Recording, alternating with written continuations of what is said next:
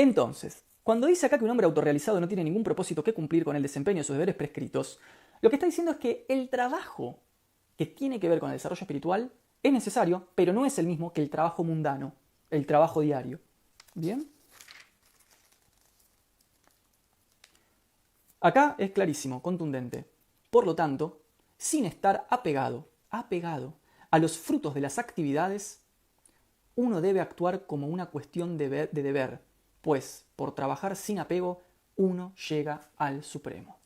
Por lo tanto, sin estar apegado a los frutos de las actividades, uno debe actuar como una cuestión de deber, pues por trabajar sin apego, uno llega al Supremo. Voy ahora a leer. O sea, claramente hay una noción de supremo, de un absoluto, de una comprensión elevada del ser, que no es la espontaneidad mundana y cotidiana, que se juega en el orden de lo estético y lo místico, que se juega en el orden de lo simbólico, que se juega en el orden del campo de batalla de la vida. Digo, el Bhagavad Gita, la tapa es un campo de batalla.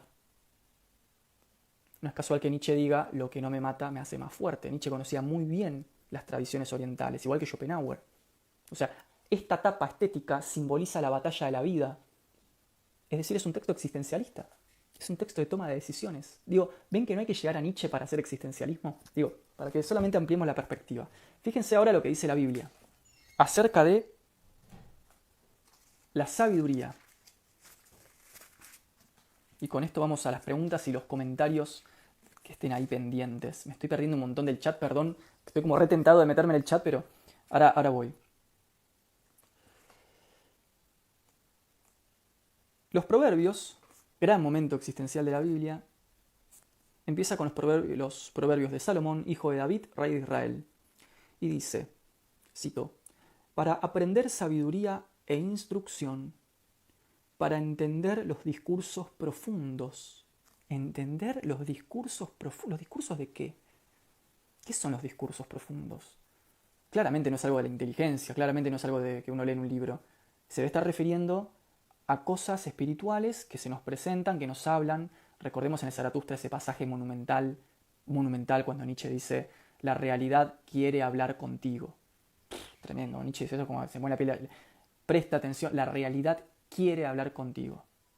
Y ahora uno lee acá en la Biblia discursos profundos.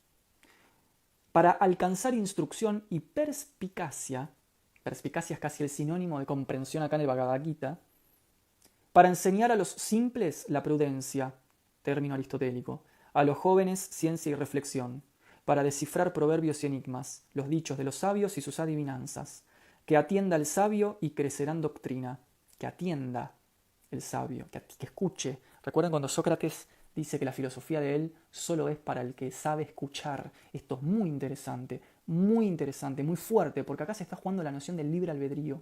Es decir, acá se juega la noción de que en última instancia siempre somos libres de no escuchar. Dice creo que Agustín o Tomás, no me acuerdo, creo que dice Agustín.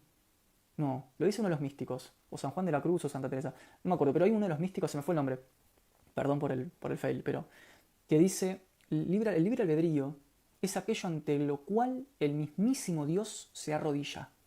O sea, nuestra capacidad de libertad suprema, de ejercicio supremo, máximo, el cenit de nuestra libertad, tiene que ver incluso con querer no corresponder a estos discursos profundos, al verbo, a la llamada, a lo que Nietzsche dice cuando la realidad te habla, a las insinuaciones, hoy diríamos secularmente a las señales. ¿Vieron cuando, no sé si les pasa, pero ¿vieron cuando te pasan cosas raras que decís, che, qué onda esto?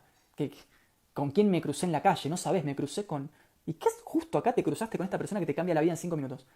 No sabés, justo me tomé otro bondi y me crucé con una persona que hizo una oferta de laburo que está re buena y ahora tengo...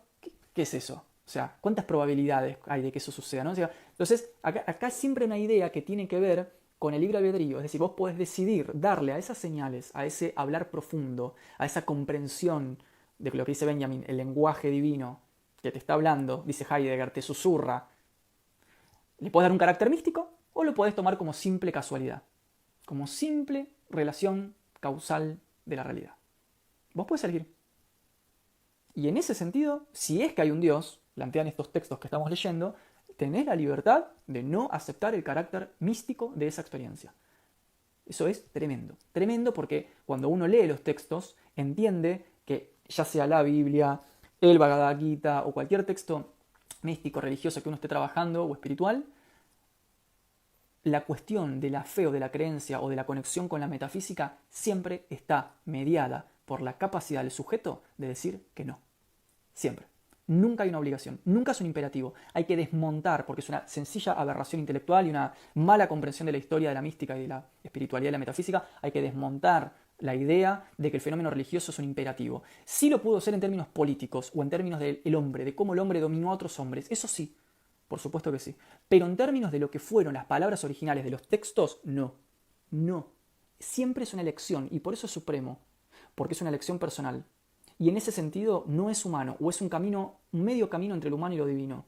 Cada vez que nosotros tomamos una elección personal, la que sea trascendente, que sea de corte, que tenga que ver con el sentido de la existencia misma y dónde ponemos el valor y el deseo, y la angustia y la felicidad, siempre que tomamos esas decisiones estamos en un medio camino entre otra dimensión y lo que nosotros somos como sujetos limitados. Es decir, el perro. Un perro no tiene una crisis existencial.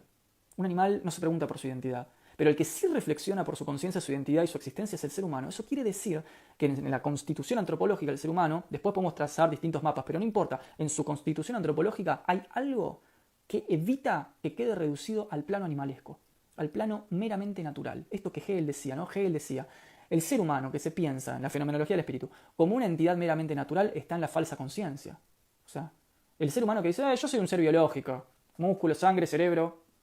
Bueno, sí, pero la explicación fisiocrática no da cuenta de la angustia, no da cuenta de la incertidumbre, del deseo de más, de la insatisfacción, del deseo de la trascendencia. Todo eso que tiene que ver con una experiencia mística de la humanidad de más de 2500 años, 3000 años, 4000 años, no se agota en una explicación mecanicista animalesca del cuerpo. No, porque la neurociencia muestra que en realidad la angustia son el choque de la neurona. No, no, no. Son cosas diferentes. Porque, como dice Heidegger, aunque pudiera haber una explicación para la angustia existencial, una explicación científica, el mero hecho, dice Heidegger, de que te puedas hacer la pregunta, ya denota que sos mucho más que ciencia. Sos algo más.